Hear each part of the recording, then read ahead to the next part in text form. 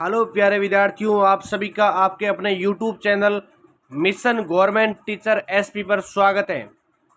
आपके लिए ये क्लास बहुत ही ज़्यादा महत्वपूर्ण होने वाली है, क्योंकि जिस भी क्लास के अंदर, चाहे आप बीए सेकेंड सेमेस्टर या बीए फोर्थ सेमेस्टर या जिनके एमए के अंदर पॉलिटिकल साइंस है और उनके सब्जेक्ट जो भारतीय संविधान है यानी इंडियन पॉलिटिकल सिस्टम, राजनीति विज्ञान के अंदर ये जो सब्जेक्ट लगता है, उन सब के लिए महा मैराथन क्लास बहुत ज़्यादा महत्वपूर्ण है।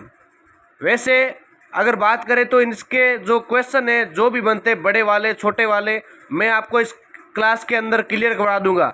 और जिसने ये पूरी क्लास एक बार देख ली और जिसने ये पीडीएफ लेकर अच्छे से पढ़ ली, वो बहुत ही ज़्यादा सबसे आगे रहेगा। तो ये क्लास इसलिए सबके लिए लगा रहा हूँ क्योंकि ये सिलेबस बहुत कक्षाओं के लिए है। अब चाहे आप कोई भी एग्ज़ाम दे रहे हैं, उनके लिए बहुत ज़्यादा महत्वपूर्ण होता है और हर एग्ज़ाम के अंदर भी यहाँ से क्वेश्चन आते हैं। तो इस क्लास को हर नज़रिए से देखें। और चाहे बीए फोर्थ सेमेस्टर है, चाहे बीए सेकेंड सेमेस्टर है या बीए सिक्स्थ सेमेस्टर है या एमए सेकेंड सेमेस्टर हो गया या कोई भी पॉलिटिकल का जो एग्ज़ाम है जिसके अंदर भारतीय संविधान लगता है, सिस्टम लगता है, जो ये क्वेश्चन है आपके लिए महत्वपूर्ण रहेंगे। और इसकी पीडीएफ आपको WhatsApp channel, Telegram channel mission government teacher SP पर आपको भेज दी जाएगी। वहाँ से आपको जो मिलेगी वो मैसेज डाल दिया जाएगा। शुरू करते हैं क्लास को। सबसे पहला क्वेश्चन है आपके लिए, भारत में संवैधानिक विकास की प्रक्रिया का वर्णन कीजिए। 1858 से 1947 तक के प्रमुख संवैधानिक अधिनियमों की विशेषताओं को विस्तार से वर्णन करो। बहुत ज़्यादा महत्वपूर्ण प्रश्न है, ध्यान से देखना, क्लास को पूरी देखना है, क्योंकि अगर आप क्लास को पूरी देखोगे और वीडियो को लाइक करोगे तभी सबसे ज़्यादा इंटरेस्ट रहेगा। तो भारत में संवैधानिक प्रक्रिया, विद्यार्थियों, भारत में संवैधानिक विकास की प्रक्रिया ब्रिटिश शासनकाल में धीरे धीरे हुई थी। 1857 की क्रांति के बाद ब्रिटिश सरकार ने प्रशासनिक ढांचे में बड़े बदलाव किए और 1858 से 1947 के बीच कई महत्वपूर्ण संवैधानिक अधिनियम बनाए गए, जिन्होंने भारत के प्रशासनिक, विधायी और राजनीतिक ढांचे को प्रभावित किया।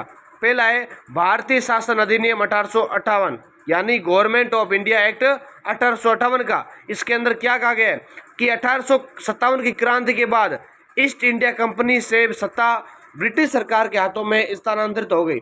इसकी मुख्य विशेषताएं, तो ईस्ट इंडिया कंपनी का शासन समाप्त कर भारत की प्रत्यक्ष जिम्मेदारी ब्रिटिश क्राउन को सौंप दी गई थी। दूसरा पॉइंट है भारत सचिव यानी secretary of state for India का पद स्थापित किया गया, जिसके पास पूर्ण प्रशासनिक अधिकार थे। तीसरा पॉइंट है भारत सचिव की सहायता के लिए 15 सदस्यीय भारतीय परिषद गठित की गई। चौथा क्वेश्चन पॉइंट है, इसके अंदर गवर्नर जनरल का पद अब वाइस राय कहलाने लगा था।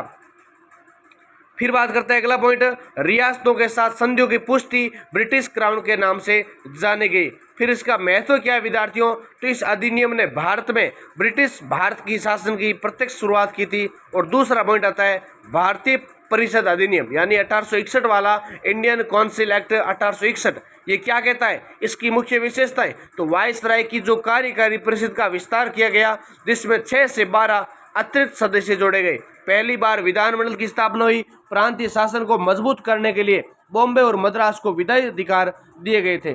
फिर वाइसराय को आपातकालीन स्थिति में अध्यादेश जारी करने की शक्ति दी गई। और इसका महत्व क्या था, इसके महत्व की बात करें तो भारत में विधायिका की नींव रखने वाला पहला अधिनियम था, यानी जो पहला अधिनियम था 1861 वाला था। फिर तीसरा पॉइंट आता है भारतीय परिषद अधिनियम 1892, इंडियन काउंसिल एक्ट 1892। इसकी मुख्य विशेषताओं की बात करें तो विधायिका का आकार बढ़ाया गया, अप्रत्यक्ष रूप से कुछ निर्वाचित सदस्य जोड़े गए, विधायकों को पहली बार बजट पर चर्चा का अधिकार मिला।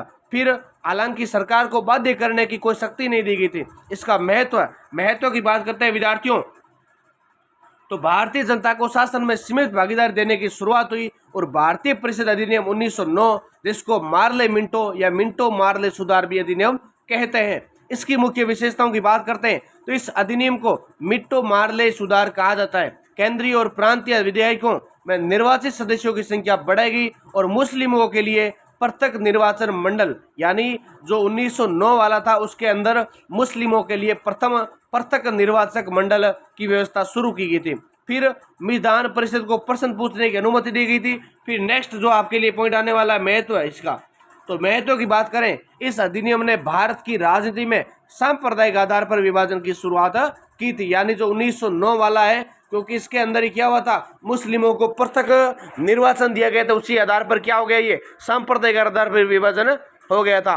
5 नंबर आपके लिए भारत शासन अधिनियम 1919 यानी गवर्नमेंट ऑफ इंडिया एक्ट 1919 वाला क्या कहता है, इसकी विशेषताएं, तो इसे मॉन्टेस्क्यू उसको बोलते हैं, 1909 वाले को बोलते हैं मार्ले मिंटो, जबकि इसको बोलते हैं मॉन्टेस्क्यू चैम्प्स-बोर्ड सुधार कहा जाता है। विद्यार्थियों, द्वैध शासन प्रणाली की शुरुआत हुई थी इसी के तहत, और प्रांतीय विषयों को आरक्षित और हस्तांतरित में विभाजित किया गया था। फिर शिक्षा, स्वास्थ्य आदि हस्तांतरित, पुलिस, वित्त आदि आरक्षित क्षेत्र में केंद्रीय और प्रांतीय विधायकों में 2 सदनीय प्रणाली शुरू की गई थी। क्या की गई थी, केंद्रीय और प्रांतीय विधायकों में 2 सदनीय प्रणाली शुरू की गई थी। फिर साइमन कमीशन की नींव रखी गई 1927 में, और इसके महत्व की बात करें तो भारतीयों को शासन में अधिक भागीदारी दी गई, लेकिन सत्ता का वास्तविक नियंत्रण ब्रिटिशों के हाथ में रहा था। फिर आता 6 नंबर भारत शासन अधिनियम, जो कि 1935 का है। सबसे ज़्यादा महत्वपूर्ण आपके लिए अलग से क्वेश्चन आ सकता है कि भारतीय शासन अधिनियम 1935 की विशेषताएं लिखो, तो ध्यान होना चाहिए कि भारत के लिए संघीय शासन प्रणाली का प्रावधान इसी के तहत हुआ था, और प्रांतीय स्तर पर पूर्ण प्रांतीय स्वायत्तता की दी गई थी। द्वैध शासन प्रणाली प्रांतों में समाप्त होगी, लेकिन केंद्र में लागू इसको कर दिया गया था। फिर जो अगला पॉइंट है, संघीय न्यायालय की स्थापना करना, और केंद्रीय विधानमंडल में 2 सदन थे, एक था संघ परिषद और दूसरा था संघ सभा। 2 सदन कौन से थे, एक परिषद और एक सभा। फिर प्रांतीय चुनाव करवाए गए, जिसमें कांग्रेस ने अधिकांश प्रांतों में जीत दर्ज की थी। क्या की थी, जीत दर्ज की थी। इसके महत्व की बात करें तो यह अधिनियम भारतीय स्वशासन की दिशा में सबसे बड़ा कदम था, जिसने 1947 तक प्रशासन का आधार प्रदान किया था। फिर आपके लिए 7 नंबर जो अधिनियम है, भारत स्वतंत्रता अधिनियम 1947 यानी इंडियन इंडिपेंडेंस एक्ट 1947। इसकी विशेषताओं की बात करें तो आपको याद होनी चाहिए कि एक भारत को 2 प्रभुत्वधारी राज्यों भारत और पाकिस्तान में विभाजित किया गया। ब्रिटिश संसद की सर्वोच्चता समाप्त हो गई और भारतीय संविधान सभा को पूर्ण अधिकार दिए गए। फिर गवर्नर जनरल को दोनों राज्यों का संवैधानिक प्रमुख बनाया गया। सभी संधियां, प्राधिकार और शक्तियां अब सभी भारतीय हाथों में आ गई थी। इसके महत्व की बात करें तो यह अधिनियम भारत की पूर्ण स्वतंत्रता की घोषणा थी और भारतीय संविधान निर्माण की प्रक्रिया को मार्गदर्शन प्रदान करता था। निष्कर्ष की बात करते हैं विद्यार्थियों, इस प्रश्न का निष्कर्ष क्या है, तो निष्कर्ष यही देता है कि 1858 से 1947 तक संवैधानिक विकास यात्रा ने भारत को कंपनी शासन से ब्रिटिश शासन और अंततः स्वतंत्र राष्ट्र तक पहुंचाया। और 1858 में ब्रिटिश क्राउन ने सत्ता संभाली। 1919 और 1935 के अधिनियमों ने भारतीयों की भागीदारी बढ़ाई और अंततः 1947 का स्वतंत्रता अधिनियम भारतीय संविधान निर्माण की नींव रखता है, और उसी के साथ हमारा देश क्या हो जाता है, आज़ाद हो जाता है। फिर बात करते हैं नेक्स्ट क्वेश्चन आपके लिए 2 नंबर, जो कि वेरी वेरी इंपॉर्टेंट। अभी तक अगर आपने वीडियो को लाइक नहीं किया, सबसे पहले वीडियो को लाइक करें और सभी दोस्तों को शेयर करें, ताकि हर विद्यार्थी तक ये क्लास पहुंच सके। आपके लिए 100% ये लाभदायक होने वाली है। तो भारत सरकार अधिनियम 1919 और 1935 की मुख्य विशेषताओं तथा उसके प्रभावों का विश्लेषण करो, बहुत ज्यादा महत्वपूर्ण है। ब्रिटिश शासन के दौरान भारत में शासन व्यवस्था को संचालित करने हेतु समय समय पर विभिन्न संवैधानिक अधिनियम पारित किए गए। इसमें भारत सरकार अधिनियम 1919 और भारत सरकार अधिनियम 1935 विशेष रूप से महत्वपूर्ण है, क्योंकि इन्होंने भारतीय प्रशासनिक ढांचे, प्रांतीय स्वायत्तता, केंद्रीय शासन और भारतीयों को राजनीतिक भागीदारी पर गहरा प्रभाव डाला। सबसे पहले बात करते हैं हम भारत सरकार अधिनियम 1919 यानी गवर्नमेंट ऑफ इंडिया एक्ट 1919 की। यह अधिनियम मॉन्टेस्क्यू चैम्प्स-बोर्ड सुधार के अंतर्गत 1919 में पारित किया गया। इसका उद्देश्य भारतीयों को प्रशासन में अधिक भागीदारी देना था, लेकिन वास्तव में ब्रिटिश नियंत्रण को बनाए रखना इसका मूल उद्देश्य था। फिर बात करते हैं इसकी विशेषताओं की। सबसे पहली विशेषता आती है द्वैध शासन प्रणाली यानी डायनेसिटी, यानी प्रांतों में शासन को 2 भागों में विभाजित किया गया। एक तो था आरक्षित विषय, यानी इसके अंदर रक्षा, पुलिस, न्याय, भूमि राज्य, भूमि स्वराज या आदि गवर्नर इसके मंत्रियों के अधीन आते थे। दूसरा था हस्तांतरित विषय, शिक्षा, स्वास्थ्य, स्थानीय स्वशासन आदि भारतीय मंत्रियों को सौंपे गए और गवर्नर को मंत्रियों पर वीटो का अधिकार प्राप्त हो गया था। दूसरा आता है केंद्रीय विधानमंडल का पुनर्गठन, यानी दूसरी विशेषता क्या हो जाएगी, केंद्रीय विधानमंडल का पुनर्गठन और द्विसदनीय व्यवस्था स्थापित हुई। काउंसिल ऑफ स्टेट यानी उच्च सदन 60 सदस्यों वाला रखा गया और सेंट्रल रजिस्ट्रेटिव असेंबली निम्न सदन जो था वो की क्या रखा गया था 145 सदस्यों का। तीसरा था सीमित निर्वाचन प्रणाली लागू की गई थी और तीसरी विशेषता आती है प्रांतीय विधानसभाओं का विस्तार। इसके अंदर प्रांतीय विधानसभाओं की सदस्य संख्या और अधिकार बढ़ाए गए। चौथा पॉइंट है निर्वाचन प्रणाली में परिवर्तन करना। तो कैसे हुआ ये? पर पहली बार प्रत्यक्ष चुनाव लागू किया गया, लेकिन मतदान का अधिकार संपत्ति, आय, शिक्षा आदि पर आधारित था। अलग निर्वाचन मंडल की व्यवस्था की गई। भारत में उत्तरदायी सरकार की दिशा में प्रयास। अधिनियम की प्रस्तावना में भारतीयों को स्वशासन की ओर से अग्रसर करने वाला का वादा किया गया था। फिर बात करते हैं इसके प्रभाव की। अगर प्रभाव की बात करें तो पहला पॉइंट है राजनीतिक चेतना का विकास करना। कैसे? विद्यार्थियों भारतीयों को प्रशासन में सीमित भागीदारी मिली, जिससे राजनीतिक जागरूकता बढ़ी और द्वैध शासन की असफलता यानी गवर्नर के वीटो और अधिकारों के कारण भारतीय मंत्रियों की भूमिका कमजोर रही थी और भारतीय नेताओं ने इसे छलपूर्ण सुधार कहा। तीसरा पॉइंट है असंतोष और आंदोलनों की पृष्ठभूमि यानी 1919 में जलियांवाला बाग हत्याकांड और रोलेट एक्ट ने व्यापक आक्रोश उत्पन्न किया। कांग्रेस ने इसे अपर्याप्त सुधार बताते हुए असहयोग आंदोलन 1920 शुरू किया। अगला जो दूसरा पॉइंट आता है भारत शासन अधिनियम 1935 यानी हमने 1919 की विशेषताओं की बात कर ली। अब बात करते हैं 1935 की। तो ये ब्रिटिश शासन का सबसे व्यापक और महत्वपूर्ण अधिनियम था। यह साइमन कमीशन 1927, गोलमेज सम्मेलन 1930 से 32 और व्हाइट पेपर 1933 की सिफारिशों पर आधारित था। इसके अंदर विशेषताओं के अंदर सबसे पहला पॉइंट आता है संघीय शासन की योजना बनाना। कैसे? तो भारत में संघीय शासन स्थापित करने का प्रयास किया गया, जिसमें प्रांतों, देशी रियासतों को शामिल किया गया। हालांकि रियासतों की अनिच्छा के कारण यह संघीय योजना लागू नहीं हो सकी थी। दूसरा पॉइंट है प्रांतीय स्वायत्तता। इसके अंदर 1919 के द्वैध शासन को समाप्त कर प्रांतों को पूर्ण स्वायत्तता दी गई, यानी विद्यार्थियों प्रांतों में मंत्रिमंडल विधायिका के प्रति उत्तरदायी बनेगी। तीसरा पॉइंट है केंद्रीय शासन की स्थापना करना या व्यवस्था करना, यानी केंद्र में द्विसदनीय विधानमंडल, फेडरल लेवल असेंबली 375 सदस्य और काउंसिल ऑफ स्टेट के अंदर 260 सदस्य थे और गवर्नर जनरल को विशेष अधिकार और आपातकालीन शक्तियां दी गई थी। यानी एक तो इसके अंदर क्या दिया गया था? आपातकालीन और एक विशेष अधिकार दिए गए थे। चौथी विशेषता है निर्वाचन प्रणाली का विस्तार। कैसे? तो पहली बार लगभग 35 मिलियन यानी 3.5 करोड़ भारतीयों को मतदान का अधिकार दिया गया। अलग निर्वाचन मंडल की व्यवस्था बरकरार रखी गई थी और इसमें मुसलमानों, सिखों, ईसाइयों, एंग्लो इंडियंस आदि का विशेष प्रतिनिधित्व मिला था। चौथा पॉइंट है सर्वोच्च न्यायालय की स्थापना करना, यानी पहली बार भारत में फेडरल कोर्ट की स्थापना का प्रावधान किया गया था। किसके तहत? 1935 के तहत। और रक्षा, विदेश और वित्त का यानी इन विषयों का केंद्र सरकार के अधीन रखा गया था। फिर बात करते हैं इसके प्रभाव की। तो प्रभाव की बात करें तो भारतीय मंत्रियों की भूमिका मजबूत हुई और प्रांतों में पूर्ण स्वायत्तता मिलने से भारतीय मंत्रियों का अधिकार और जिम्मेदारी मिली थी। फिर आता है कांग्रेस की भागीदारी, यानी 1937 के प्रांतीय चुनाव में कांग्रेस ने 11 में से 7 प्रांतों में सरकार बनाई। सांप्रदायिकता का विस्तार, यानी अलग निर्वाचन मंडल और विशेष प्रतिनिधियों के कारण हिंदू मुस्लिम विभाजन और गहरा हुआ। और तीसरा अगला पॉइंट है संघीय योजना की विफलता, यानी देशी रियासतों की असहमति के कारण संघीय शासन की स्थापना लागू नहीं हो सके थे। सिर्फ संविधान निर्माण की नींव कैसे? तो यह अधिनियम भारतीय संविधान का ब्लूप्रिंट साबित हुआ, क्योंकि 1950 के संविधान में प्रांतीय स्वायत्तता, द्विसदनीय व्यवस्था, सर्वोच्च न्यायालय आदि के कई प्रयास शामिल किए गए थे।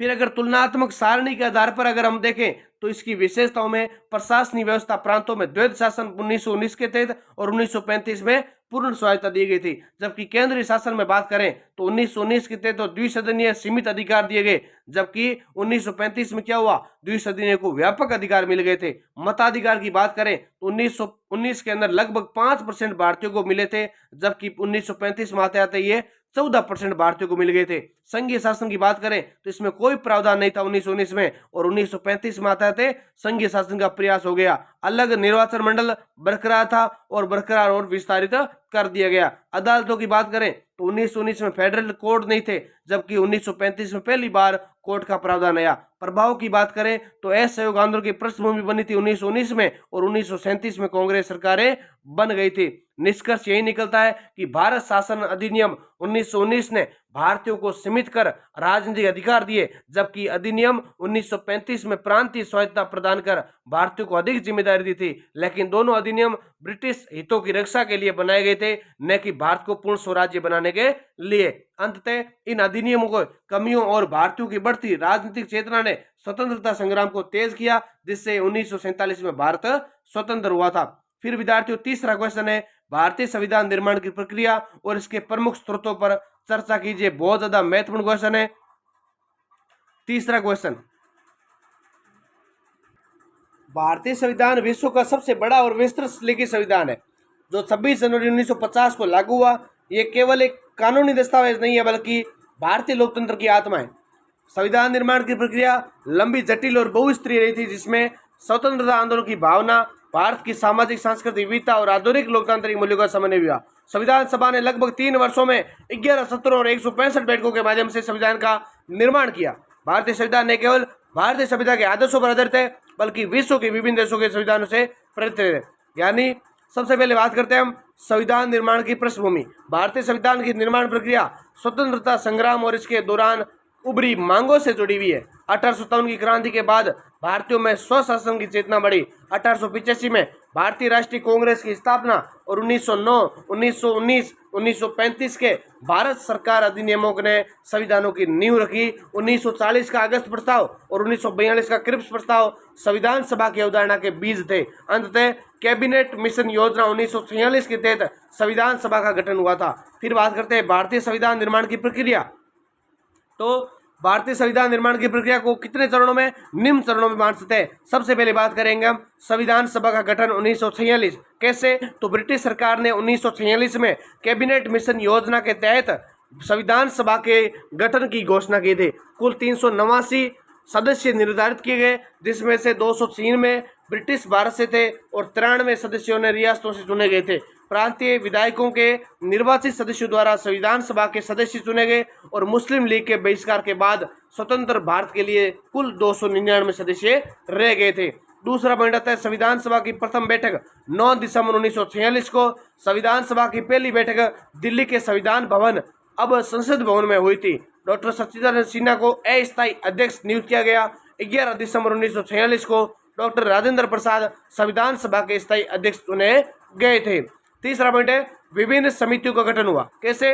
तो संविधान निर्माण के लिए कुल 22 समितियों का गठन हुआ, जिसमें से 8 प्रमुख समितियां थी। तो समिति का नाम प्रारूप समिति के अध्यक्ष थे डॉक्टर BR अम्बेडकर और मुख्य कार्य था संविधान का प्रारूप तैयार करना। याद कर लेना, एक एक पर्सन छोटे वाले यहाँ से आएंगे। दूसरा पॉइंट है संघ शक्ति समिति। तो इसके अध्यक्ष कौन थे? इसके अध्यक्ष थे विद्यार्थियों पंडित जवाहरलाल नेहरू। इसका कार्य क्या था? इसका कार्य था संघीय संरचना पर विचार करना। तीसरा था प्रारूप समिति, जो कि प्रांतीय समिति के थे अध्यक्ष सरदार वल्लभ भाई पटेल। राज्यों और रियासतों का विलय करना। चौथी आती है मौलिक अधिकार समिति, जिसके थे JP कृपलानी, मौलिक अधिकारों का मसौदा तैयार करना। फिर आती है अल्पसंख्यक और जनजाति समिति, जिसके थे हरिभाई मुल्कानी, अल्पसंख्यक व आदिवासी हित संरक्षण। फिर आते हैं संचालन समिति, जिसके अध्यक्ष थे विद्यार्थियों डॉक्टर राजेंद्र प्रसाद। सभा की कार्रवाई का संचालन करना। बहुत ही अच्छे से सारणी के माध्यम से आपको समझा रहा हूँ, क्योंकि आपके लिए क्लास 100 to 100% महत्वपूर्ण रहने वाली है। इसलिए बोलता हूँ क्लास को शेयर करें ताकि हर विद्यार्थी के लिए लाभदायक हो सके।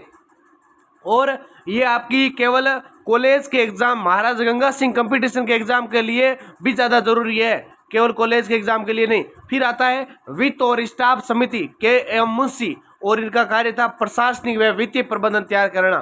फिर आती है नागरिकता समिति, और इसके अध्यक्ष बनाए जाते हैं पंडित जवाहरलाल नेहरू, और ये इसका कार्य होता है नागरिकता के नियम तय करना। फिर विद्यार्थियों, इन समितियों ने संविधान निर्माण की बुनियाद रखी। और अगला चौथा पॉइंट आता है प्रारूप समिति और डॉक्टर अम्बेडकर की भूमिका। तो प्रारूप समिति का गठन 29 अगस्त 1947 को हुआ। कब हुआ था?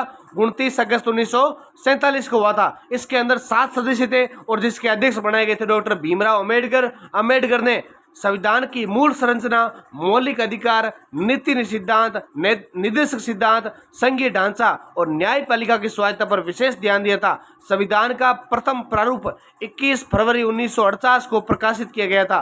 फिर आता है 5 नंबर पॉइंट, बहस और संशोधन, यानी 1946 से 1949 तक संविधान सभा में कुल 114 दिन संविधान के मसौदे पर चर्चा के लिए निर्धारित किए गए माने जाते हैं और लगभग 7,635 संशोधन प्रस्तावित किए गए, जिनमें से 2,473 स्वीकार किए गए थे। इन बहसों में स्वतंत्रता, समानता, धर्मनिरपेक्षता, सामाजिक न्याय और राज्यों की स्वायत्तता जैसे मुद्दों पर व्यापक चर्चा हुई थी। फिर छठा पॉइंट आता है संविधान का अंगीकरण और क्रियान्वयन। संविधान सभा ने 26 नवंबर 1949 को संविधान को अंगीकार यानी एडॉप्ट किया था और 26 जनवरी 1950 को ये पूर्ण रूप से लागू हुआ था, जिसे हम गणतंत्र दिवस के रूप में मनाते हैं। संविधान में प्रारंभ में 22 भाग, 395 अनुच्छेद और 8 अनुसूचियां थी, जबकि आज इनमें कई संशोधनों के बाद 477 अधिक अनुच्छेद हैं और 12 अनुसूचियां हो चुकी है।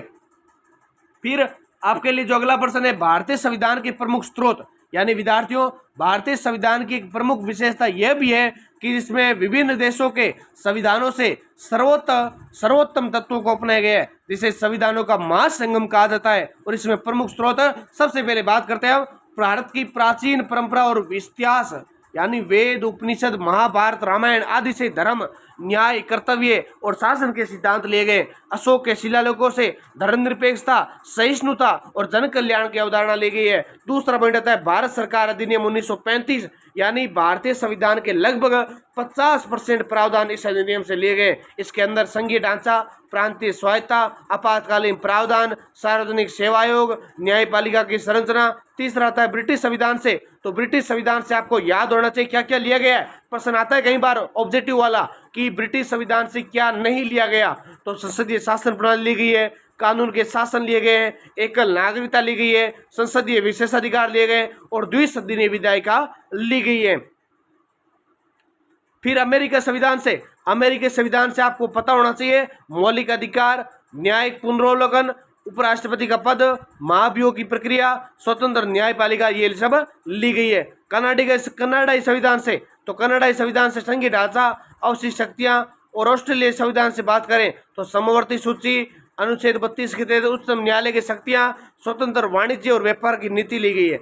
आयरिश से, तो राज्य के नीति निर्देशक तत्व होते हैं वो इनसे लिए गए। और संविधान राष्ट्रपति के चुनाव की पद्धति भी आयरलैंड से ली गई है और राज्यसभा के सदस्य चयन की विधि भी आयरलैंड से ली गई है।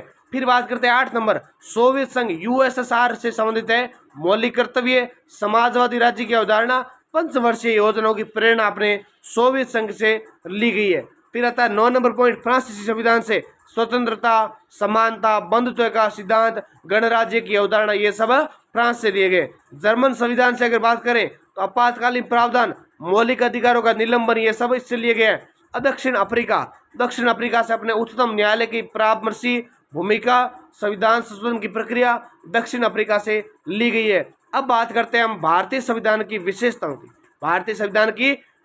की। तो ये एक तो विस्तृत है, लिखित संविधान है, अपन सबने ध्यान है कि 470 अनुच्छेद है, 12 अनुसूचियां है, संघात्मक व्यवस्था परंतु मजबूत केंद्र है और संसदीय शासन की प्रणाली है, धर्मनिरपेक्षता, मौलिक अधिकार, कर्तव्य, न्यायपालिका की स्वतंत्रता, संविधान की लचीलापन और कठोरता, और भी आपको जो याद है आप इसके अंदर लिख सकते हैं।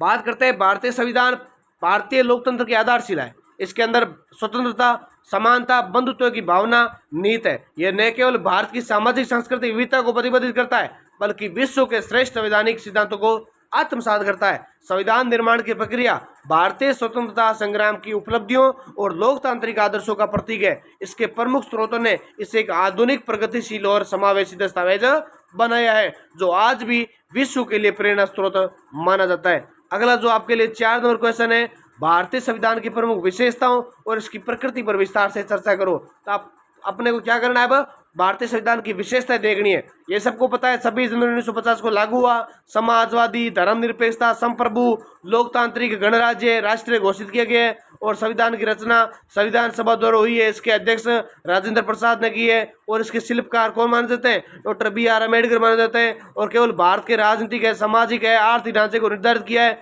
अब बात करते हैं हम सबसे पहले भारतीय संविधान की विशेषताओं की। सबसे पहले आता है विश्व का सबसे लंबा और विस्तृत संविधान। कैसे, तो भारतीय संविधान विश्व का सबसे लंबा लिखित संविधान है। इसके अंदर 395 अनुच्छेद, 22 भाग, 8 अनुसूचित थी। वर्तमान में 470 अनुच्छेद है, 25 भाग है, 12 अनुसूचियां हैं। लंबाई के कारण भारत की विविधता, संघीय ढांचा, अल्पसंख्यक संरक्षण, विभिन्न प्रशासनिक इकाइयां, न्यायपालिका की जटिलता इसके अंदर देखी जाती है। दूसरा पॉइंट क्या है इसके अंदर, संप्रभु, समाजवादी, धर्मनिरपेक्ष, लोकतांत्रिक, गणराज्य। यानी संप्रभुता, भारत किसी भी बाहरी शक्ति से अधीन नहीं है। दूसरा समाजवाद, यानी 42वां संविधान संशोधन 1976 द्वारा जोड़ा गया, जो सामाजिक आर्थिक न्याय पर आधारित है। तीसरा धर्मनिरपेक्षता, सेक्युलरिज्म, यानी राज्य सभी धर्मों के प्रति समान दृष्टिकोण रखता है। चौथा पॉइंट है लोकतंत्र, डेमोक्रेसी, जनता सरकार की अंतिम शक्ति का स्रोत है। गणराज्य, रिपब्लिक, भारत में कोई वंशानुगत शासक नहीं होता है, बल्कि राष्ट्रपति का चुनाव जनता द्वारा अप्रत्यक्ष रूप से होता है, जबकि नॉर्मल जो चुनाव होते हैं वो प्रत्यक्ष रूप से होते हैं, और राष्ट्रपति का एकल सकर्मणी अनुपातिक प्रणाली के द्वारा किया जाता है। आपको याद होना चाहिए ये सारा। फिर अगला पॉइंट आपके लिए संसदीय शासन प्रणाली, यानी भारतीय संविधान में ब्रिटिश मॉडल पर आधारित संसदीय शासन प्रणाली को अपनाया गया है। इसमें कार्यपालिका, विधायिका और न्यायपालिका के बीच शक्तियों का संतुलन स्थापित होता है। प्रधानमंत्री और मंत्रिपरिषद सामूहिक रूप से संसद के प्रति उत्तरदायी होते हैं। राष्ट्रपति का पद नाम मात्र का है, वास्तविक कार्यपालिका प्रधानमंत्री के पास होती है शक्ति महत्वपूर्ण। और चौथा पॉइंट है संघात्मक ढांचा और एकात्मक प्रवृत्ति, यानी भारत एक संघीय राज्य है, परंतु संविधान इसे क्वासी फेडरल यानी अर्ध संघीय बनाता जाता है।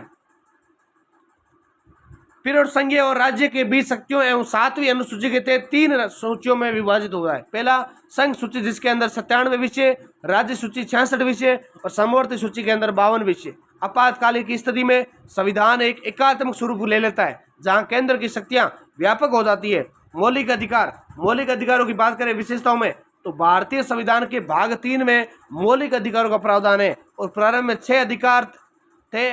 नहीं सॉरी, इसके अंदर गलत लिखा हुआ है, ये लिखा हुआ है इसके अंदर कि प्रारंभ में क्या था, 7 अधिकार थे और अब 6 हो गए।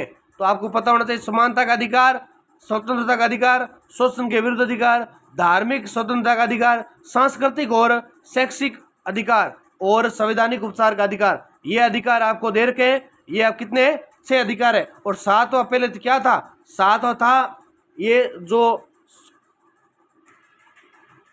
संपत्ति का अधिकार था उसको हटा दिया गया और उसकी जगह क्या आ गया, मात्र 6 रह गए। और शिक्षा का अधिकार ये 86वें संविधान के तहत जो ये मौलिक कर्तव्य भी माना गया है, और ये जो 7 में शिक्षा का अधिकार, सांस्कृतिक और शिक्षा इसके साथ में जोड़ा गया है। और मौलिक कर्तव्य के तहत ये क्या जोड़ा गया, 86 संविधान संशोधन 11वां मौलिक कर्तव्य जोड़ा गया था, जो कि 2002 में जोड़ा गया था। फिर बात करते हैं राज्य के नीति निषेध तत्व। भाग 4 में वर्णित ये संविधान आयरिश संविधान से लिए गए। इसका उद्देश्य कल्याणकारी राज्य की स्थापना करना है। ये न्यायिक रूप से बाध्यकारी है, परंतु शासन की नीति निर्माण में मार्गदर्शन सिद्धांत है। इसमें सामाजिक न्याय, समानता, रोजगार, शिक्षा, स्वास्थ्य और पर्यावरण संरक्षण जैसे प्रावधान में निकलते हैं देखने को। और 7 नंबर पॉइंट है मौलिक कर्तव्य। तो मौलिक कर्तव्य आपको याद होने चाहिए। 42वें संविधान संशोधन 1976 में भाग 4 के तहत 10 मौलिक कर्तव्य जोड़े गए थे, जिन्हें बाद में 86वें संशोधन द्वारा 11 कर दिया गया। राष्ट्रपति, राष्ट्रीय ध्वज, संविधान का सम्मान, पर्यावरण संरक्षण, वैज्ञानिक दृष्टिकोण, शिक्षा देना शामिल इसके अंदर माना गया, जो आप विस्तार से आप सभी को पता ही है। फिर 8 नंबर स्वतंत्र न्यायपालिका एवं न्यायिक पुनरावलोकन। तो भारतीय संविधान में न्यायपालिका को स्वतंत्र और सर्वोच्च माना गया है। सर्वोच्च न्यायालय और उच्च न्यायालयों को न्यायिक पुनरावलोकन की शक्ति प्रदान की गई है। फिर मूल संरचना सिद्धांत, बेसिक स्ट्रक्चर डॉक्ट्रिन, यानी 1973 में केशवानंद भारती केस में सर्वोच्च न्यायालय ने कहा कि संसद संविधान में संशोधन कर सकती है, परंतु मूल संरचना नहीं बदलती। उस उदाहरण के लिए लोकतंत्र, धर्मनिरपेक्षता, न्यायपालिका की स्वतंत्रता, संहिता आदि मूल संरचना का उदाहरण हिस्सा है। 10 नंबर पॉइंट है आपातकालीन प्रावधान, यानी भारतीय संविधान के भाग कितने के अंदर, 15 के अंदर ये बताया गया है। 15 है या 18 के अंदर बताया गया है कि आपातकालीन प्रावधान है जो इसे एकात्मक रूप प्रदान करते हैं। 3 प्रकार के। तो पहला है राष्ट्रीय आपातकाल जो अनुच्छेद 352 का है। दूसरा राष्ट्रीय राज्य आपातकाल जो 1956 का है, 356 का है सॉरी। तीसरा आता है वित्तीय आपातकाल जो 360 का, यानी राष्ट्रीय आपातकाल जो कोई बाहरी आक्रमण है, विदेशी आक्रमणकारी हो गया वो हो गए। और राज्य आपातकाल यानी देश राज्य के अंदर क्या होता है, कोई निरंकुश हो जाता है या सत्ता नहीं चल रही होती है, फिर राष्ट्रपति अपना शासन लगा देता है राज्यपाल के कहने पर। तीसरा वित्तीय आपातकाल जब देश के अंदर आर्थिक नुकसान हो जाए या आर्थिक जो लोन लेना पड़े, तो 360 के तहत वित्तीय आपात लगता है, ये अभी तक नहीं लगा है। 11वां हो जाएगा आपके लिए संविधान की कठोरता और लचक। तो भारतीय संविधान न तो पूरी तरह कठोर है और न ही पूरी तरह लचीला। अनुच्छेद 368 के तहत संशोधन प्रक्रिया 3 प्रकार की है: साधारण बहुमत से संशोधन, विशेष बहुमत से, विशेष बहुमत प्लस राज्यों की सहमति। फिर आता है अगला 12 नंबर पॉइंट एकल नागरिकता, 13 नंबर है भाषा और अनुसूचियां। दूसरा आता है भारतीय संविधान की प्रकृति। तो आपको पता होना चाहिए भारतीय संविधान की प्रकृति मिश्रित और लचीली है, यानी संघीय प्लस एकात्मक, संघीय ढांचे के साथ आपातकाल में एकात्मक प्रवृत्ति। दूसरा लचीलापन प्लस कठोरता। तीसरा लिखित प्लस विस्तृत। चौथा लोकतांत्रिक प्रकृति। 5 नंबर धर्मनिरपेक्ष एवं समाजवादी प्रकृति। 6 नंबर कल्याणकारी राज्य। निष्कर्ष आप पढ़ लेना पीडीएफ के अंदर। 5 नंबर क्वेश्चन क्या है? संविधान में प्रदत्त मौलिक अधिकार है, मौलिक कर्तव्यों का तुलनात्मक अध्ययन करो। मौलिक अधिकार और मौलिक कर्तव्य। भारतीय संविधान एक लोकतांत्रिक, संप्रभु, समाजवादी, धर्मनिरपेक्ष और गणराज्य व्यवस्था की स्थापना करता है। इसमें नागरिकों को कुछ मौलिक अधिकार प्रदान किए गए जो स्वतंत्रता, समानता, गरिमा, व्यक्ति के विकास के लिए आवश्यक है। साथ ही नागरिकों पर कुछ मौलिक कर्तव्य भी लगाए गए हैं जो राष्ट्रहित, सामाजिक समरसता, संविधान की गरिमा बनाए रखने के लिए आवश्यक है। और नीचे मौलिक अधिकार और मौलिक कर्तव्यों का तुलनात्मक अध्ययन विस्तार से करने वाले हैं। सबसे पहले बात करते हैं मौलिक अधिकार। तो भारतीय संविधान के भाग 3 अनुच्छेद 12 से 35 तक भारतीय मौलिक अधिकारों का वर्णन होता है। ये अधिकार नागरिकों की स्वतंत्रता, समानता, न्याय और गरिमा की रक्षा करते हैं। सबसे पहले आते हैं मौलिक अधिकारों की श्रेणियां।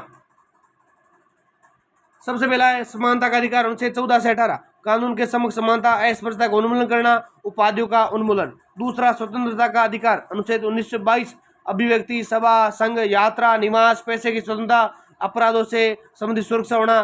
तीसरा आता है शोषण के विरुद्ध अधिकार, यानी 1923 से 24, मानव तस्करी, बंधुआ मजदूरी, बाल श्रम की मनाही, ये सब इसके अंदर आते हैं। चौथा होता है धर्म की स्वतंत्रता का अधिकार, धर्म की किसी भी धर्म को मानने, उसका प्रचार करने और पालन करने की स्वतंत्रता इसके अंदर बताई गई है। 5 नंबर आपके लिए आता है शिक्षा और संस्कृति के अधिकार, यानी 1929 से 30, अल्पसंख्यकों की भाषा, लिपि और संस्कृति की सुरक्षा करना, शिक्षा संस्थानों की स्थापना, संचालन की स्वतंत्रता करना। 6 नंबर आता है संवैधानिक उपचार का अधिकार, अनुच्छेद 32, सर्वोच्च न्यायालय एवं उच्च न्यायालय में मौलिक अधिकारों की सुरक्षा हेतु याचिका दायर करने का अधिकार इसके अंदर बताए गए हैं।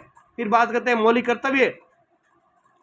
तो मौलिक कर्तव्य भारतीय संविधान के भाग 4A अनुच्छेद 51 में ए में वर्णित है। इन्हें 42 संविधान संशोधन अधिनियम 1976 द्वारा जोड़ा गया और बाद में 86वें संविधान संशोधन 2002 द्वारा एक नया कर्तव्य जोड़ा गया, जो वर्तमान में अब कितने हो गए? 11 कर्तव्य हो गए। ये आपके लिए सामने सूची है मौलिक कर्तव्यों की।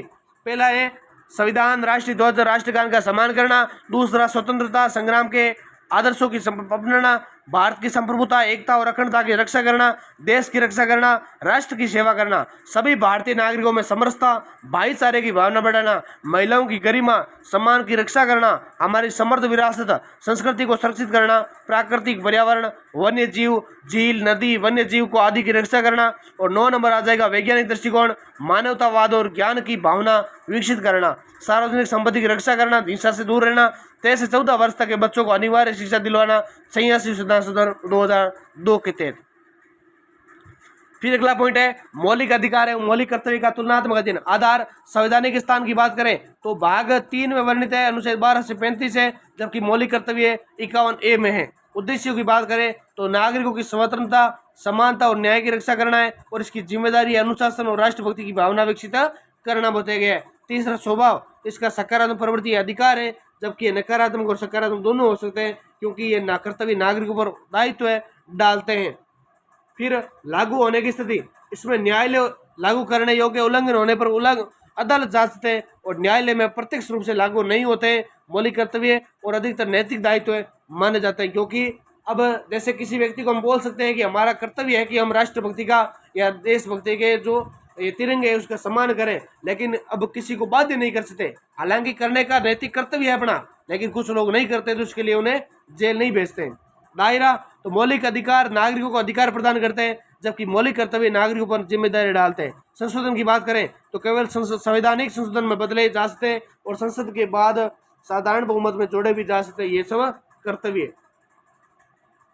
ये आप सब पढ़ लेना। परस्पर संबंध की बात करें, यदि केवल अधिकार हो तो कर्तव्य नहीं हो, अराजकता पैदा हो सकती है। यदि केवल कर्तव्य हो, अधिकार नहीं हो, तो तानाशाही का खतरा बढ़ जाता है। इसलिए भारतीय संविधान ने दोनों के साथ संतुलन बनाकर लोकतंत्र को मजबूत किया है। उदाहरण के तरफ में अभिव्यक्ति की स्वतंत्रता यानी मौलिक अधिकार तभी सार्थक है जब दूसरों की गरिमा बनाए रखने का कर्तव्य मौलिक कर्तव्य निभाए। वह धार्मिक स्वतंत्रता का अधिकार तभी सभी मायने में लागू हो सकता है जब हम सांप्रदायिक सौहार्द बनाए रखने के कर्तव्य लागू करते हैं।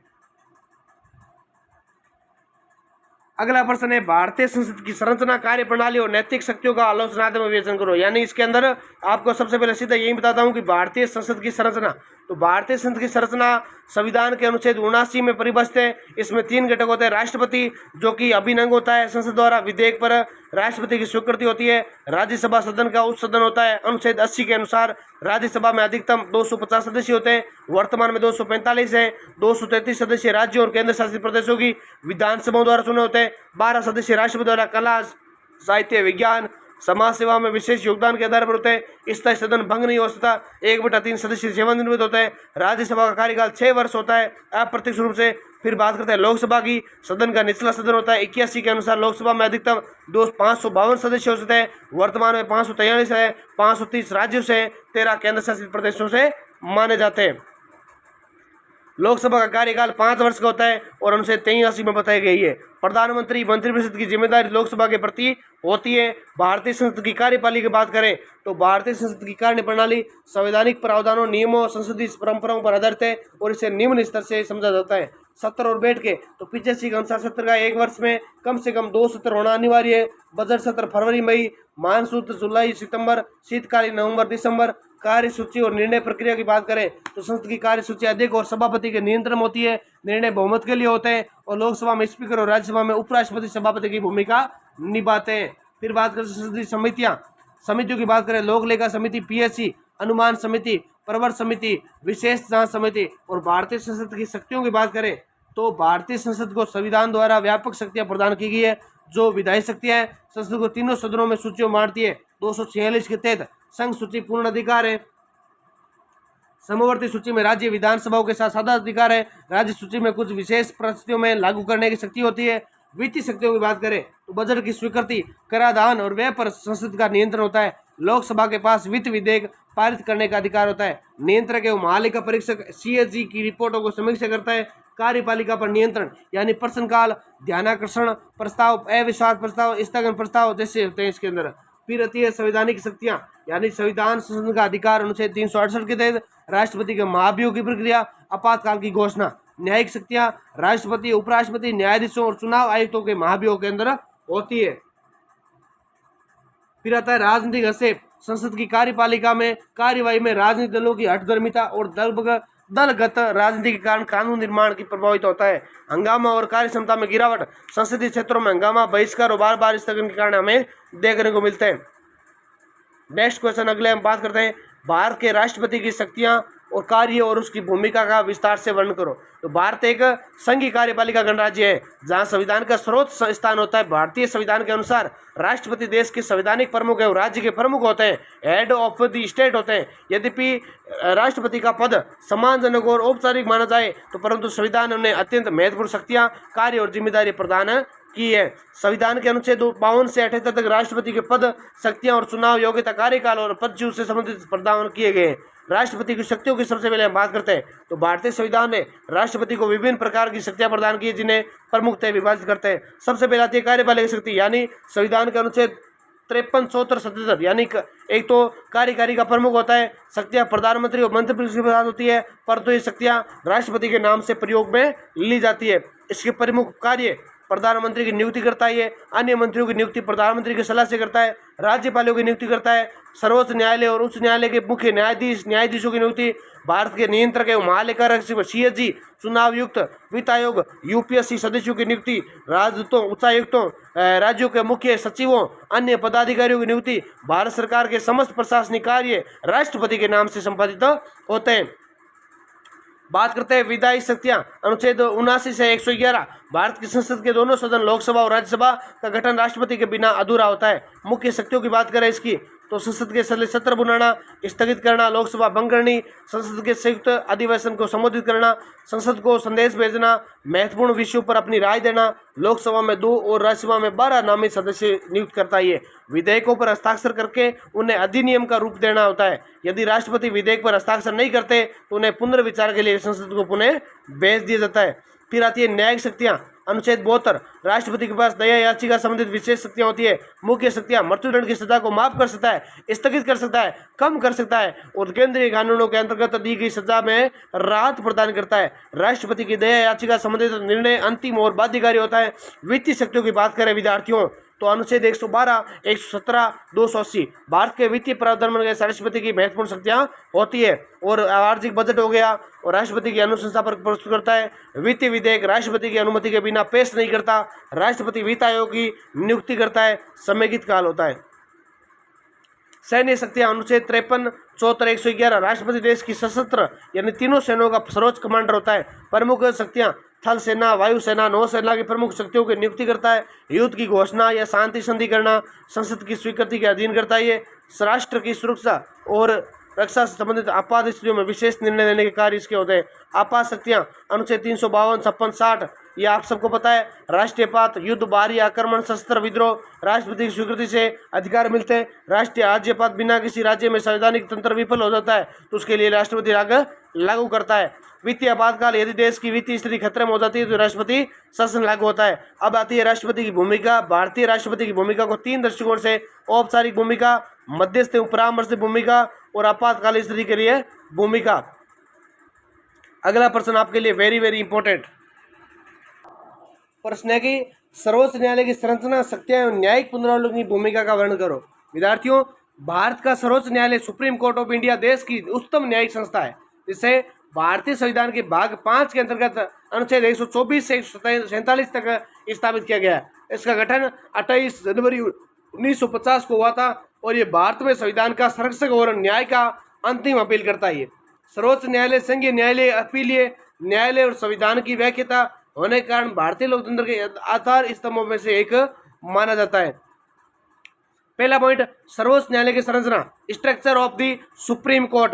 सर्वोच्च न्यायालय की संरचना भारतीय संविधान के अनुच्छेद 124 में वर्णित है।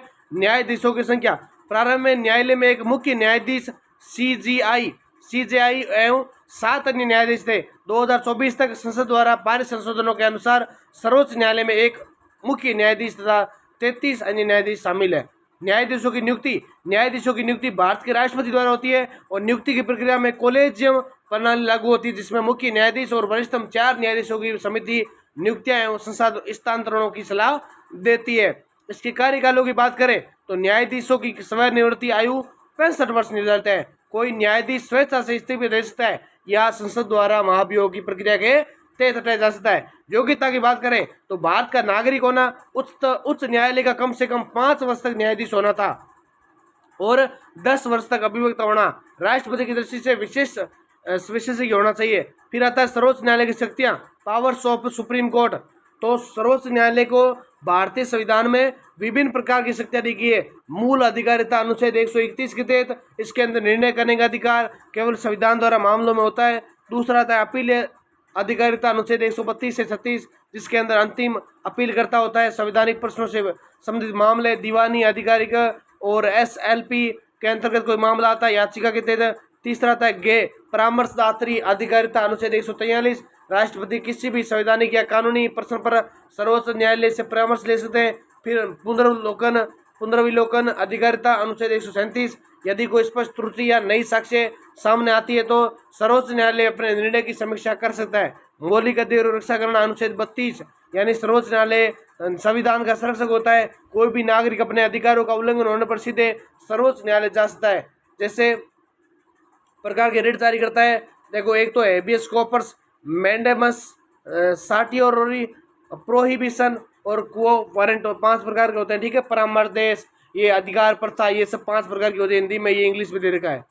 फिर अन्य शक्तियों की बात करें, संसद के अधिनियमों की संवैधानिक जांच करना, चुनावों से संबंधित विवादों का निर्णय करना, अंतर्राष्ट्रीय संधियों से जुड़े मामलों का विचार करना, राष्ट्रीय महत्व के मामलों में जनहित याचिका PIL सुनना। फिर आता तीसरा न्यायिक पुनरावलोकन की भूमिका, रोल ऑफ जुडिकल रिव्यू। न्यायिक पुनरावलोकन का अर्थ है सर्वोच्च न्यायालय द्वारा संसद एवं राज्य विधानमंडल, कार्यपालिका तथा अन्य प्राधिकरणों के अधिनियमों, आदर्शों और नीतियों की संवैधानिक जांच करने की शक्ति प्रदान होती है। संवैधानिक प्रावधान अनुच्छेद मुख्यतः 113, 32, 131, 136, 143, 226, 227 में निहित है। उद्देश्य संविधान की सर्वोच्चता बनाए रखना, कार्यपालिका एवं विधायिका को संवैधानिक सीमाओं में रखना, नागरिकों के मौलिक कर्तव्यों के अधिकारों की रक्षा करना, लोकतंत्र ढांचे की सुरक्षा करना। प्रमुख उद्धार के स्वानंद भारती मामला 1973, इंदिरा गांधी बनाम राजनारायण 1975, मिनर्वा मिल्स मामला 1980, जिसके अंदर मौलिक अधिकारों की सुरक्षा को पुनः मजबूत किया। निष्कर्ष इसका यही निकलता है कि भारत का सर्वोच्च न्यायालय न केवल संविधान का संरक्षक है, बल्कि ये नागरिकों के अधिकार, लोकतांत्रिक मूल्यों और न्याय की रक्षा का प्रमुख प्रेरक है। इसकी संरचना संघीय न्यायिक ढांचे की संतुलित बनाती है। शक्तियां इसे देश की सर्वोच्च न्यायिक प्राधिकरण बनाती है और ये न्यायिक पुनरावलोकन की भूमिका इसे संविधान की मूल भावना का संरक्षक बनाती है। अगला प्रश्न, राज्यपाल की शक्तियों, कार्य एवं अन्य राज्य नीति में उनकी भूमिका का विश्लेषण करो। विद्यार्थियों, भारत का संविधान संघीय ढांचे को अपनाता है, जहां केंद्र और राज्य दोनों के बीच शक्तियों को स्पष्ट विभाजन है। प्रत्येक राज्य में राज्यपाल यानी गवर्नर संवैधानिक प्रमुख होता है, जिसे भारत के राष्ट्रपति द्वारा नियुक्त किया जाता है। राज्यपाल का पद केवल औपचारिक नहीं है, बल्कि वह राज्य की कार्यपालिका, विधानमंडल तथा न्यायपालिका में महत्वपूर्ण भूमिका निभाता है और 153 से लेकर 162 तक ये शक्तियां, कार्य, भूमिका विस्तृत वर्णन है। सबसे पहले बात करते हैं राज्यपाल की नियुक्ति, कार्यकाल, पदनाम। तो नियुक्ति 155 के तहत राज्यपाल राष्ट्रपति द्वारा, कार्यकाल 156 के अनुसार राज्यपाल का कार्यकाल 5 वर्ष का होता है, परंतु वह राष्ट्रपति के विश्वास पर कार्य करता है। योग्यता, भारतीय नागरिक होना चाहिए, न्यूनतम आयु 35 वर्ष, किसी राज्य में लाभ का पद धारण नहीं करना। पद त्याग, राष्ट्रपति को इस्तीफा देकर राष्ट्रपति द्वारा पद त्याग से हटाया जा सकता है। राज्यपाल की शक्तियां, तो राज्यपाल की शक्तियां मुख्यतः 4 भागों में विभाजित होती है। पहली आती है कार्यपालिका संबंधी शक्तियां, जिसमें मुख्यमंत्री की नियुक्ति करता है, सलाह से मंत्रिपरिषद की नियुक्ति करता है, अध्यक्षता पर मुख्यमंत्री करता है, परंतु उनका कार्य राज्यपाल की सलाह के आधार पर करता है। यह मुख्यतः राष्ट्रपति के जैसा ही है। महाधिवक्ता, राज्य लोक सेवा आयोग, आरपीएससी, ये सब होते हैं, इसके नियुक्ति करता है और केंद्र सरकार, राज्य सरकार के बीच समन्वय स्थापित करता है। विधायी शक्तियों की बात करें तो विधानसभा एवं राज्यसभा में विधान परिषद में सत्र बुलाने, स्थगित करने और राज्यपाल के नाम पर विधानसभा के चुनाव होते हैं, विधानमंडल की स्वीकृति देना, ये सब इसके कार्य बताए जाते हैं। राज्यपाल निम्न विकल्प चुनता है: विधेयक पर हस्ताक्षर करना, हस्ताक्षर नहीं करना, पॉकेट वीटो, राष्ट्रपति की स्वीकृति हेतु विधेयक भेजना, विधानमंडल के अभाव में अध्यादेश जारी करने की शक्ति होती है, विधानसभा में 1/6 सीटों पर विशेषज्ञों को नामित करने का अधिकार यदि विधान परिषद होंगे तो। फिर विधि शक्तियां, राज्यपाल के पूर्व अनुमोदन के बिना कोई वित्तीय विधेयक विधानसभा में पेश नहीं किया जाता। राज्यपाल वार्षिक बजट को विधानसभा में प्रस्तुत करता है। न्यायिक शक्तियों की बात करें तो न्यायिक शक्तियां, राज्यपाल राज्य की अदालतों में कुछ माफी दंड में स्थगन शक्ति करता है, जिसमें कम कर सकता है यानी याचिका लगा सकता है। फिर विवेकाधीन शक्तियां सबसे महत्वपूर्ण होती है। तो जब किसी राज्य में स्पष्ट बहुमत नहीं हो तो मुख्यमंत्री की नियुक्ति करता है और विधानसभा में विश्वास मत साबित करने की सिफारिश करता है। राष्ट्रपति को अनुच्छेद 356 के तहत राज्य में राष्ट्रपति शासन लागू करने की रिपोर्ट करता है। जब विधानसभा में कोई विधेयक पास हो तो उसे राष्ट्रपति की स्वीकृति हेतु भेजना, यह राज्यपाल का कार्य होता है। फिर राज्यपाल की भूमिका राज्य के राजनीति में संवैधानिक रूप से प्रमुख रूप से भूमिका, राज्यपाल राज्य की राजनीति में एक संवैधानिक प्रमुख रूप में कार्य करता है, यानी सुनिश्चित करता है कि राज्य भारत अधिनियम की मर्यादाओं को पालन करें। केंद्र और राज्य के बीच सेतु, तो राज्यपाल केंद्र सरकार और राज्य सरकार के बीच सेतु का कार्य करता है। राष्ट्रपति शासन की सिफारिश, यानी कोई प्रकार तंत्र विफल हो जाए और शासन लागू करने की सिफारिश कर सकता है। राजनीतिक स्थिरता में भूमिका, यानी विधानसभा में बहुमत को लेकर अनिश्चितता हो तो राज्यपाल की भूमिका निर्णायक बनती है। कई बार राज्यपाल द्वारा गलत निर्णय राज्य की राजनीति में अस्थिरता भी ला सकती है। विवाद और आलोचनाएं, केंद्र का कठपुतली बनना, अक्सर राज्यपाल पर केंद्र सरकार के हितों में कार्य करने का आरोप लगता है। विवेकाधीन शक्तियां दुरुपयोग करना, विशेषाधिकार, राष्ट्रपति शासन की सिफारिश करना, 356 और एसआर बॉम्बई केस 1964 में स्पष्ट किया कि राज्यपाल को केवल विवेक का उपयोग अत्यंत सावधानी से करना चाहिए। अगला प्रश्न है कि भारतीय चुनाव आयोग की संरचना, कार्य प्रणाली एवं स्वतंत्र एवं निष्पक्ष चुनाव में उसकी भूमिका का वर्णन करो। Very very important. भारत विश्व का सबसे बड़ा लोकतांत्रिक देश है जहाँ जनता की संप्रभुता सर्वोपरि है। भारतीय संविधान ने लोकतंत्र को मजबूत करने के लिए स्वतंत्र, निष्पक्ष और पारदर्शी चुनाव प्रणाली की परिकल्पना की। इसी उद्देश्य की पूर्ति के लिए संविधान के अनुच्छेद 324 के अंतर्गत भारतीय चुनाव प्रणाली election commission of India (ECI) की स्थापना की गई और ये एक स्वायत्त संवैधानिक निकाय है जिसका मुख्य कार्य संसद, राज्य विधानसभाओं, राष्ट्रपति और उपराष्ट्रपति के चुनाव का संचालन और नियंत्रण और स्थापित करना बताया जाता है। सबसे पहले इसके भारतीय चुनाव आयोग की स्थापना, तो भारतीय चुनाव आयोग की स्थापना 25 जनवरी 1950 को हुई थी। इसी कारण हर वर्ष 25 जनवरी को राष्ट्रीय मतदाता दिवस, नेशनल वोटर्स डे के रूप में मनाया जाता है। संवैधानिक प्रावधान अनुच्छेद 324 चुनाव आयोग की स्थापना करना, शक्तियां एवं कार्य। अनुच्छेद 325 एक ही सामान्य मतदान सूची का प्रावधान करना। अनुच्छेद 326 वैश्विक मताधिकार का अधिकार देना। 327 तो संसद द्वारा चुनाव संबंधी कानून बनाना। 328 राज्य विधानमंडल द्वारा चुनाव संबंधी कानून बनाना। 329 चुनाव में न्यायालय के हस्तक्षेप पर प्रतिबंध लगाना। फिर चुनाव आयोग की संरचना, स्ट्रक्चर ऑफ ईसीआई, संघ स्तर पर संरचना करना। वर्तमान में भारतीय चुनाव आयोग एक बहुसदस्यीय निकाय है, यानी मुख्य चुनाव आयुक्त, chief election commissioner ECI first, चुनाव आयुक्त इलेक्शन कमिश्नर ईसीआई 2, कुल सदस्य 3 होते हैं। नियुक्ति की बात करें तो राष्ट्रपति चुनाव आयुक्तों की नियुक्ति करते हैं। 2023 से पहले कोई विशेष कानून नहीं था, लेकिन अब चुनाव आयोग नियुक्ति सेवा शर्तें कार्यकाल अधिनियम 2023 लागू है। इसके अनुसार नियुक्ति एक चयन समिति करती है। प्रधानमंत्री अध्यक्ष होता है इसका, और लोकसभा में विपक्ष के नेता सदस्य होते हैं, और भारत के मुख्य न्यायाधीश के सदस्य माने जाते हैं। कार्यकाल 6 वर्ष से 65 वर्ष की आयु होता है। केवल महाभियोग द्वारा प्रक्रिया हटा जा सकता है। फिर आता है चुनाव आयोग की कार्यप्रणाली। तो भारतीय चुनाव आयोग प्रणाली की तरह हर गतिविधि का नियंत्रण करता है। इसकी प्रणाली को निम्नलिखित बिंदुओं से समझा जा सकता है: चुनाव की तैयारी, मतदान सूची का निर्माण करना, संशोधन करना, मतदान केंद्रों का निर्धारण करना, इलेक्ट्रॉनिक वोटिंग मशीन ईवीएम एवं वीवीपैट की व्यवस्था करना, उम्मीदवारों की नामांकन प्रक्रिया का प्रबंधन करना, चुनाव कार्यक्रम की घोषणा करना, चुनाव आयोग चुनाव की तारीख, मतदान की अवधि, परिणाम घोषित करने की तिथि तय करना। वह निर्णय किसी भी राजनीतिक दबाव में से स्वतंत्र होकर लिया जाता है। चुनाव प्रक्रिया का संचालन करना, मतदान एवं संपूर्ण प्रक्रिया पर निगरानी करना, सुरक्षा बलों की तैनाती करना, आदर्श आचार संहिता का पालन करना, यानी चुनाव के समय तभी राजनीतिक दल, उम्मीदवारों एवं सरकारी मशीनरी के लिए मॉडल कोड ऑफ कंडक्ट लागू रहता है। आचार संहिता के उल्लंघन पर नोटिस, जुर्माना या चुनाव रद्द करने के तक कार्रवाई करता है। राजनीतिक दलों का पंजीकरण एवं मान्यता, यानी राजनीतिक दलों का पंजीकरण और मान्यता दौरान चुनाव चिन्ह का आवंटन करना, पार्टी की फंडिंग और चुनावी खर्चों की निगरानी करना। फिर अगला पॉइंट है चुनाव विवादों का समाधान, यानी उम्मीदवारों की अयोग्यता के मामलों का निर्णय करना, चुनावी संबंधी शिकायतों और विवादों का निपटारा करना।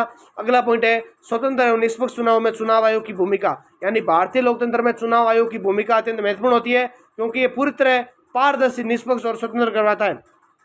फिर मतदान की स्वतंत्रता की सुरक्षा, हर नागरिक को भय, प्रलोभन, दबाव या धमकी से मुक्त होकर मतदान करने का अधिकार सुनिश्चित कराता है। मतदान पहचान पत्र, वोटर आईडी और वीवीपैट जैसे तकनीकों में विश्वास बढ़ाया जाता है। समान अवसर की गारंटी, सभी राजनीतिक दलों की उम्मीदवारों के लिए समान अवसर सुनिश्चित होते हैं और रोकने के लिए आचार संहिता लागू करते हैं। तकनीकी सुधार, पारदर्शिता, ईवीएम वीवीपैटी मशीनों के उपयोग से धोखाधड़ी की संभावना कम होती है और सीवीआई, जीआई मोबाइल ऐप और ऑनलाइन पोर्टल्स के माध्यम से मतदान शिकायतें दूर करने की जा सकती है। चुनावी अपराधों पर नियंत्रण, यानी नकदी, शराब, उपहार आदि के वितरण पर खड़ी निगरानी होती है। चुनाव के दौरान आपराधिक गतिविधियों पर रोक के लिए पुलिस, अर्धसैनिक बलों की तैनाती होती है। जन जागरूकता अभियान होता है, जैसे स्वीप कार्यक्रम और वोटर्स एजुकेशन और इलेक्ट्रॉनिक पार्टिसिपेशन के माध्यम से मतदान जागरूकता अभियान चलाता है। मतदाता पंजीकरण और मतदान प्रतिशत बढ़ाने के लिए व्यापक प्रचार प्रसार होता है। चुनाव आयोग की शक्तियाँ 324 के तहत 324 के चुनाव आयोग के निर्णय बाध्यकारी होते हैं। चुनौतियों की बात करें, हालांकि चुनाव आयोग की भूमिका महत्वपूर्ण है, इससे सामने गंभीर चुनौतियां हैं। धनबल और बाहुबल का प्रयोग होता है, दुरुपयोग होता है, आचार संहिता उल्लंघन होता है। तो राजनीतिक दल अक्सर चुनाव आचार संहिता की अनदेखी करते हैं। कड़ी पर समय पर कड़ी कार्रवाई का प्रयोग होता है। तकनीकी चुनौतियां, ईवीएम और वीवीपैटी की विश्वसनीयता पर संदेह होता है। साइबर सुरक्षा के खतरे होते हैं और राजनीतिक दबाव, कई बार सरकारों द्वारा चुनाव आयोग की स्वतंत्रता प्रभावित करने की कोशिश होती है। सुधार के उपायों की बात करें अगर, तो सुधार के उपाय यही है कि चुनाव आयोग की पूर्ण स्वायत्ता करना, राजनीतिक दलों की पारदर्शी फंडिंग, आचार संहिता उल्लंघन पर सख्ती रहना और तकनीकी सुदृढ़ता, ईवीएम वीवीपैटी को अधिक सुरक्षित बनाना, मतदान शिक्षा अभियान लागू करना। अगला प्रश्न आपके लिए, पंचायती राज प्रणाली एवं स्थानीय शासन की विस्थापनाओं, विशेषताएं और महत्व पर प्रकाश डालो।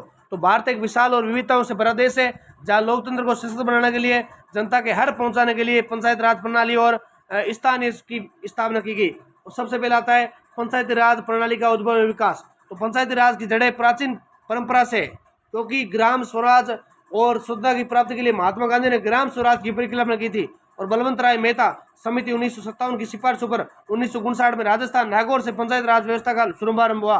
73वां और 74वां संविधान संशोधन 1992 द्वारा पंचायत एवं नगर निकायों की संवैधानिक दर्जा प्राप्त हुआ था। पंचायती राज प्रणाली एवं स्थानीय शासन 73वां संविधान पंचायत स्तर, गांव स्तर पर पंचायती समिति ब्लॉक स्तर पर होती है। जिला परिषद जिला स्तर पर, ग्राम सभा को आधारभूत इकाई मानते हैं। शहरी स्तर 74वां, नगर पालिका छोटे मध्यम नगरों के लिए, नगर परिषद बड़े नगरों के लिए, नगर निगम महानगरों के लिए। पंचायत राज प्रणाली एवं विशेषताएं। पहले संवैधानिक मान्यता, 73वां 74वां 3 स्तरीय ढांचा, ग्राम ब्लॉक जिला स्तर, ग्राम सभा का सशक्तिकरण, ग्राम सभा को नीति निर्माण एवं निगरानी का अधिकार, आरक्षण व्यवस्था, अनुसूचित जाति जनजाति पिछड़ा वर्ग महिलाओं के लिए आरक्षण, ये 33% से जब अब क्या हो गया है राज्यों में 50% हो गया है। निर्वाचन प्रक्रिया, न्यायिक प्रक्रिया, आर्थिक स्वायत्ता, विकास उद्देश्य जैसे शिक्षा, स्वास्थ्य, पेयजल, सड़क, रोजगार आदि का कार्य होता है। जन भागीदारी होती है, उत्तरदायित्व, पारदर्शिता होती है। फिर आती है पंचायत राज स्थानीय शासन का महत्व है, तो लोकतंत्र का सशक्तिकरण, विकेंद्रीकरण, जन भागीदारी, नारी सशक्तिकरण, सामाजिक न्याय, स्थानीय समस्याओं का समाधान करना, ये सब इसके अंतर्गत आते हैं। आर्थिक विकास हो गया, पारदर्शिता व उत्तरदायित्व हो गया, ग्राम स्वराज की ओर कदम हो गया, राष्ट्रीय एकता एवं समरसता, यानी गांधी जी के ग्राम स्वराज को सपने को मूर्त रूप से ये साकार होते दिखाई दे रहे हैं। अगला जो प्रश्न आपके लिए, भारतीय राजनीति में राष्ट्रीय एकीकरण की अवधारणा एवं उसकी चुनौतियों एवं समाधान का विश्लेषण करो। यानी इसके अंदर मोटे मोटे देख लेते हैं हम, 5 मिनट के अंदर सारे क्वेश्चन है, जल्दी जल्दी देखेंगे। तो राष्ट्रीय एकीकरण, नेशनल इंटेलिजेंसी का अर्थ है देश की विभिन्न क्षेत्रों, भाषाओं, धर्मों, जातियों, संस्कृतियों और परंपराओं को लोगों में राष्ट्रीय चेतना, एकता और अखंडता की भावना विकसित करना है। भारत जैसी बहुलवादी, विविधतापूर्ण और बहुभाषी समाज में राष्ट्रीय एकीकरण की लोकतंत्र की स्थिरता, सामाजिक उद्भव और अत्यंत आवश्यक है। भारतीय राजनीति में राष्ट्रीय एकीकरण केवल राजनीतिक मुद्दा नहीं है, बल्कि सामाजिक, सांस्कृतिक और आर्थिक प्रक्रिया भी गणराज्य मानी जाती है। राष्ट्रीय एकीकरण की अवधारणा, तो इसका तात्पर्य यही है कि प्रतिनिष्ठा राष्ट्र के लिए हो, न किसी धर्म, भाषा, क्षेत्र की या जाति के लिए नहीं हो। भारतीय राजनीति में राष्ट्रीय एकीकरण की भावना निम्न रूप से प्रकट होती है। संवैधानिक प्रावधान होता है। तो अनुच्छेद 1 भारत एक अखंड संघीय गणराज्य है। अनुच्छेद 14 से 18 समानता का अधिकार, भेदभाव का निषेध। अनुच्छेद 19 अभिव्यक्ति, निवास, व्यवसाय की स्वतंत्रता। अनुच्छेद 25 28 धार्मिक स्वतंत्रता। अनुच्छेद 29 30 अल्पसंख्यकों की सांस्कृतिक और शैक्षणिक अधिकार। मौलिक कर्तव्यों में राष्ट्र की एकता और अखंडता की रक्षा। फिर आता है राष्ट्रीय एकीकरण परिषद 1961, यानी पंडित जवाहरलाल नेहरू की अध्यक्षता में गठित। इस परिषद का उद्देश्य यह था कि भारतीय एकता, सामाजिक सद्भाव और सांप्रदायिक सौहार्द का बढ़ावा मिले।